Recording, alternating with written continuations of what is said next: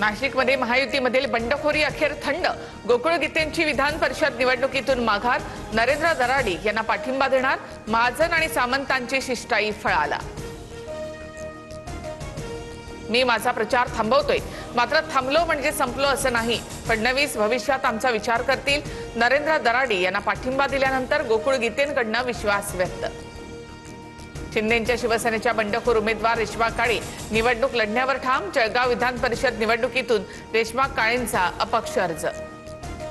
विधान परिषद निवडणुकीत उमेदवारांच्या माघारीवरून काँग्रेसची नामुष्की। उमेदवारी देण्याच्या सपकाळांच्या भूमिकेवर हायकमांड नाराज। संबंधित जिल्ह्यांमधील नेत्यांना हायकमांडकडून विचारणा केली जाणार, सूत्रांची माहिती। अमरावतीमधील काँग्रेसचे उमेदवार हर्षजित देशमुख यांच्यावर रुग्णालयामध्ये उपचार।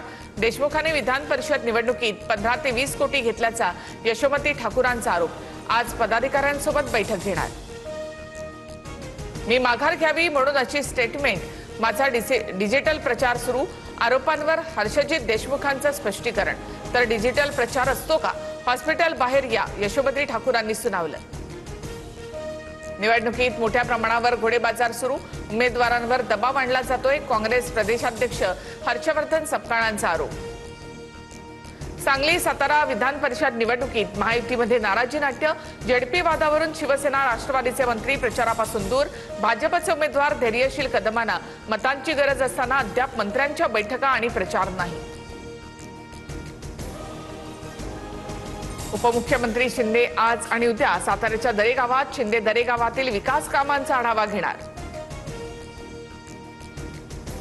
लोकसभेच्या जागा 824 पर्यंत वाढवा। 170 मतदारसंघाच्या विभाजनाचा प्रस्ताव। पंतप्रधानांच्या आर्थिक सल्लागार परिषदेची शिफारस। गोकुळाच्या जनता पार्टीचा आज पुणे विद्यापीठामध्ये एल्गार। दिल्लीमधील आंदोलनानंतर शिक्षण मंत्री धर्मेंद्र प्रधानांच्या राजीनाम्यासाठी रस्त्यावर उतरणार। सोनम वांगचुक हे सुद्धा सहभागी होणार, अभिजित दिपके यांची माहिती। अभिजित दिपके आणि पंतप्रधान मोदींची अमेरिकेत भेट।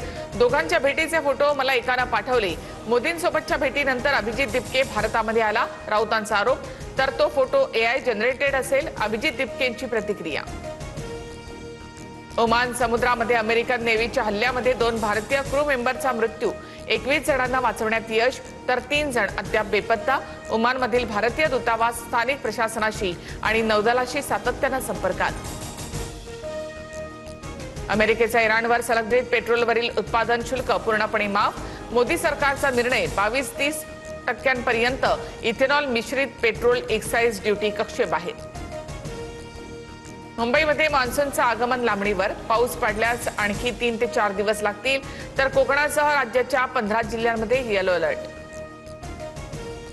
मुख्यमंत्री फडणवीस उद्या पत्रकार परिषद घेणार। नरेंद्र मोदी यांच्या पंतप्रधान पदाच्या कारकिर्दीला 12 वर्ष पूर्ण झाल्यानंतर फडणवीस बोलणार। मुंबईतील बिर्ला क्रीडा केंद्रामध्ये पत्रकार परिषदेचं आयोजन। एसटी कर्मचाऱ्यांना 58% महागाई भत्ता दिला जाणार। परिवहन मंत्री प्रताप सरनाईक यांची घोषणा। एसटीवर दरमहा 13 कोटींचा भार पडेल। चंद्रपुरातील सावली तालुक्यातील शेत शिवारामध्ये रानटी हत्तींच्या कळपाचा वावर। गडचिरोलीमधून कोरडी पडलेली सीमेवरची वैनगंगा नदी पार करून रानटी हत्ती चंद्रपुरात, काही ठिकाणी नुकसान। समृद्धी महामार्गावर मुंबईवरून नागपूरला येणाऱ्या ट्रॅव्हल्समधून एमडी पावडरची तस्करी। 2 आरोपींना अटक। 11,31,900 रुपये किमतीचे एमडी ड्रग्ज जप्त।